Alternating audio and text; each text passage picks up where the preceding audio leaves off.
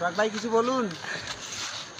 তো আজ আমার বলার কিছু নেই। তো আমাদের কুড়িগ্রাম জেলায় আমি দেখতেছি ইদানিং কিছু ছেলে থরসব বিলালকে নিয়ে ভাইরাল হওয়ার জন্য কিছু কন্টেন্ট বানাচ্ছে, আবার দেখছি থরসব বিলালকে নিয়ে কিছু কথা বলতেছে, টিকটকে দেখতেছি, ফেসবুকে দেখতেছি।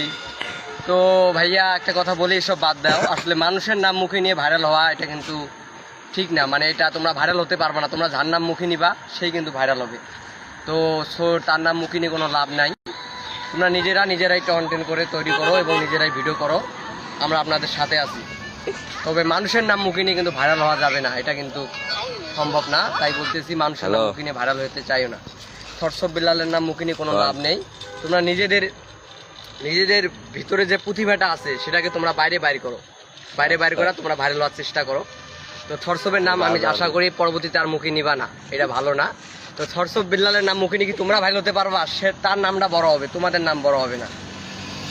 আর তোমরা আমাদের পাড়েশ্বরী ব্রিজকে দেখতেছি ক্যামেরার সামনে আনতেছো, ডায়লগ দিতেছো, ভালো, কিন্তু থরসবের নাম তোমরা মুখে নাও, এটাতেই আমার মানে খারাপ লাগে অনেকটা।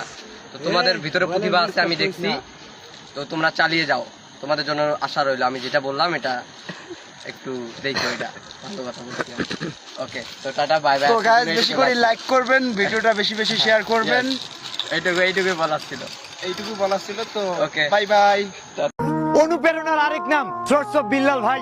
ভাই কিন্তু কাউকে কপি করতে বলে নাই।